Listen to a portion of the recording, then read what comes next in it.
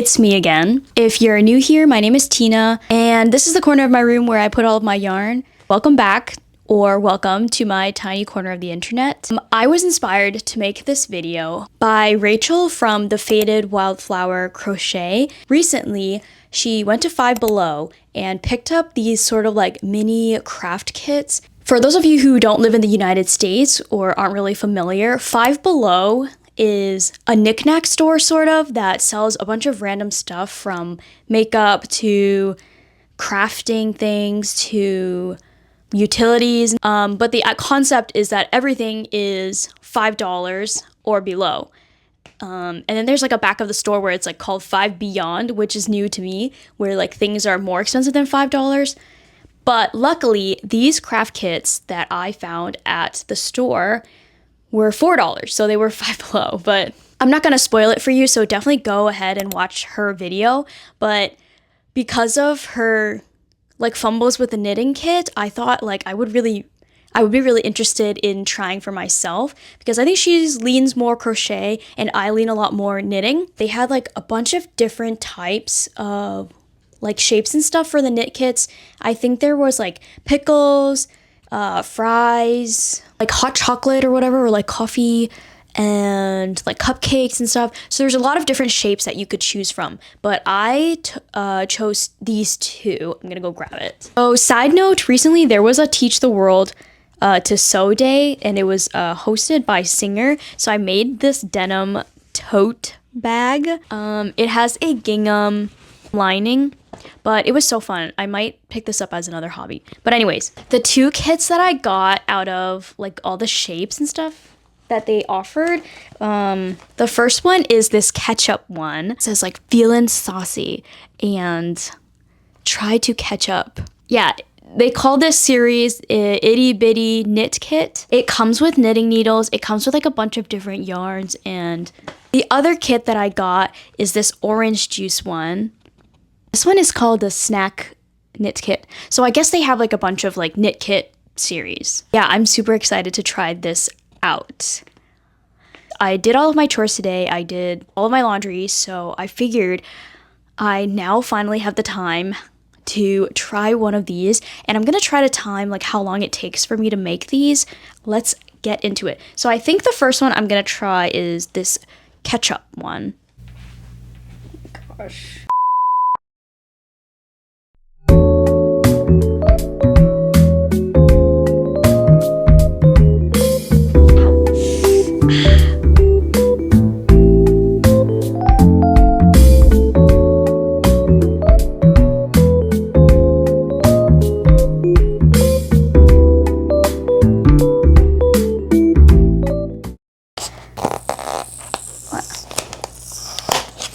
So I know this kit is sort of geared towards beginners.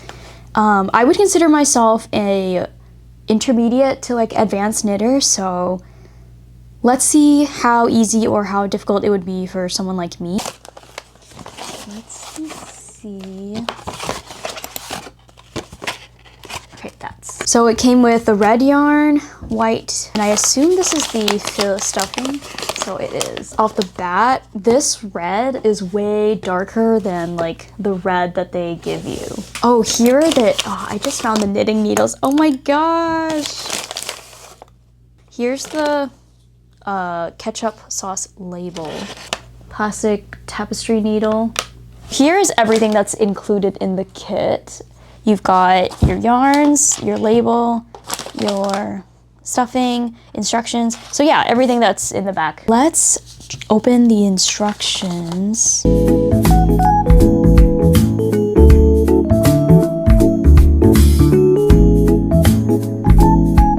I'm sort of reading through the instructions that it comes with, because that's the hallmark of a good knitter, is reading through the whole pattern first. The interesting thing is they are teaching you how to do garter stitch, but all the pictures are for both left-handed knitters and right-handed knitters. So it looks like what type of knitting that they're trying to teach you is like the English style knitting.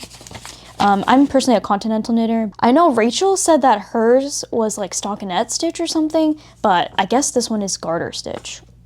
because I wasn't sure if these purl bumps were because of it was like a reverse stockinette or it was garter, but I guess it's garter.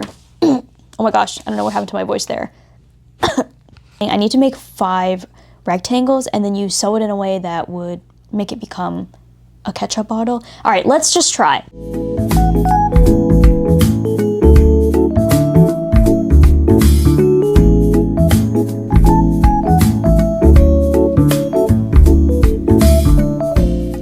It took me like maybe a minute or so to cast on all the amount of stitches for the first rectangle that I'm supposed to make. There is a ruler along the edge of one of the pages. Like you're supposed to measure all of your pieces and stuff to make sure that you have the right amount, right size.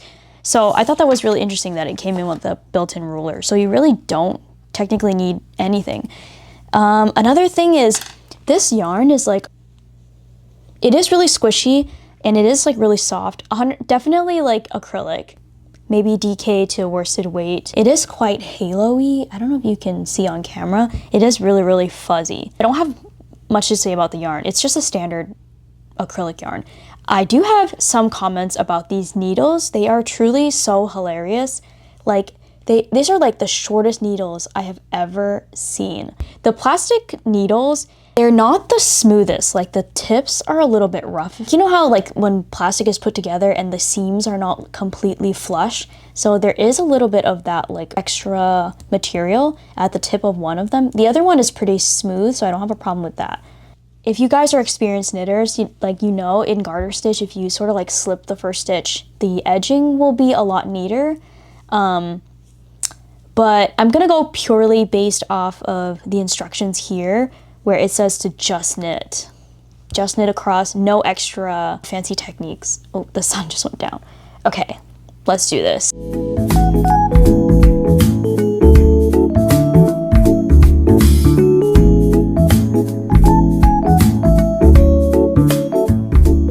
First impressions after I did my first row is that the needles are pretty smooth. I didn't get any like catching, I guess, along this, you know, length, but the tips are quite blunt for what I'm used to, and I prefer like my knitting needles to be super, super sharp. It's just easier for me to get into the stitch. The other thing too is that the yarn is pretty splitty. Because the tips are so blunt and the yarn is so splitty, it's a little bit tricky, at least in the first row, for me to make sure that, you know, everything is in order and everything is in place. I'm actually kind of surprised that they chose to teach the long tail cast on for like a beginner project. I would think that they would maybe go for like a backwards loop cast on. I would say that's like extremely, extremely bare bones, super easy for any beginner to understand. The slingshot, I think, might get a little bit confusing for some people. Okay, so these are all the stitches that I needed, and this is how like bunched up they are. If I were to like spread them out, they would definitely like sort of go beyond the needle. There's definitely like no gauge details about this. So who knows? Some people might end up with a bigger ketchup bottle and some people might end up with a smaller ketchup bottle. I mean, I guess this project is not really that serious where you would need to figure out gauge or not, but it would be important if they don't give us extra yarn. For the loose knitters, they might end up using more yarn than the tighter knitters, and hopefully those people don't run out of yarn. It's taken me about 20 minutes so far to get this many rows in. I just don't like purling, so I'm glad that this is all just knits. And I guess it's much easier to teach somebody how to do like garter stitch because they just need to knit the whole time than to have to, I guess, add another few pages to teach somebody how to purl. While I'm doing this, right, I forgot to say that the store had a bunch of like really, really cute crochet kits as well. There's like a stitch one where like the stitch was wearing like a pumpkin. And I would have really wanted to try that one, except I am really not a crocheter, and I'm definitely not like an amigurumi kind of person. I have tried it once, and I made this Hello Kitty like Pusheen model.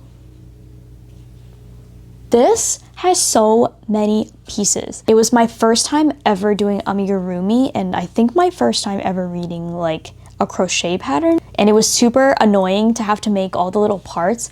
Like you had to like sew in all of these 3 stripes, you had to sew, like crochet everything separately.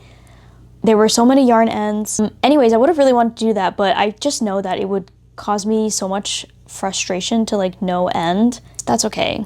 I think at this point in my yarn career that I'm much faster at knitting.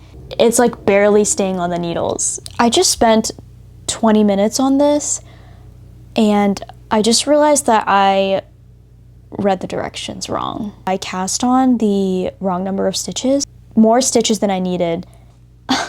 And so here we go. I guess we can test now how well this yarn unravels, because I need to take this apart and do it again with fewer stitches. Well, at least it unravels well. I am seeing like tiny little red like fibers all over my like white desk. And I don't really feel great about that because I really don't want to breathe like microplastic up my nose. I just finished knitting all the pieces, so I'm gonna start sewing them all together now. In total, it took me about 48 minutes to knit all the pieces. I have about this much red yarn left, so I think this will be more than enough to like sew everything together and then like sew the label. But the white portions that make up the like bottle cap, these little like white bits, I sort of ran out of yarn for this longer bit that's supposed to be the cap. I think it's like maybe 1 row shorter than like the 1 inch width that they told me to knit to. I just figured like instead of trying to like play yarn chicken and like guess whether this bit of tail would be enough to do the whole row, the cast off, and then also like sew it together, I would just make it 1 row shorter.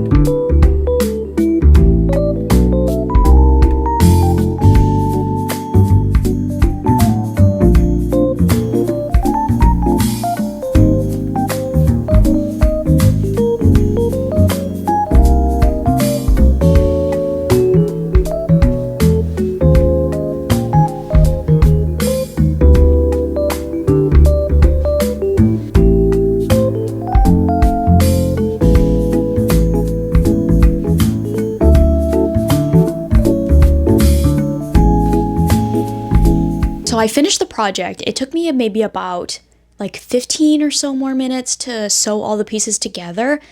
So I would say in total, between like reading the pattern, knitting everything, sewing everything, it took me probably about 1 hour to 1.5 hours to do the whole kit. Let me show you what it looks like.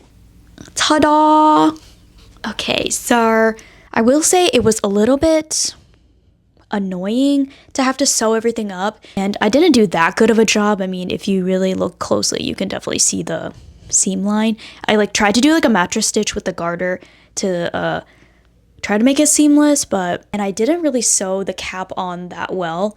Like, it looks super janky. It's definitely not. The arms I sewed like way too high up, so it looks like the arms are like basically the ears. Actually, I did modify it. I added this tiny little hanging, what do you call this? This bit, because I wanted to maybe give this away as a Christmas gift to one of my coworkers. So I'm thinking maybe she could use it as like an ornament.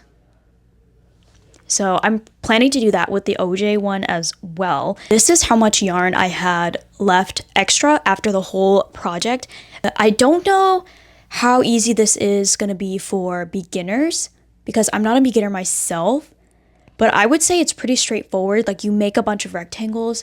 It was just really annoying to have to sew all the little parts together. And I like that you get everything that you need in this. The only thing that you're missing is scissors. It was literally only $4, and I think it was like maybe another 25 cents with tacks. So I did manage to get my knitting gauge ruler from my car. Based on that, I'm thinking this knitting needle is approximately a 5.5, because going through this gauge would be too loose, but it just about hits the 5.5 on my gauge. So it's a US size 9, 5.5 millimeter knitting needle, if anyone was interested in knowing. What the hell am I gonna do with these now that I'm done with this project? I don't know. Maybe I'll use them as like pointers for things. Yeah, I had a good time knitting the garter. I just didn't have a good time sewing the project. So overall, I guess 1 out of 10. I would give this like an 8.5. If you enjoyed this video, go ahead and give it a like. I plan to do the other kit somewhat soon. I plan to do a de-stash vlog. I know I say this like in every video, but I swear I'll get to it, okay? It's a lot of editing. Check out Rachel's video from the Faded Wildflower crochet. And that's all I have for you today, so bye!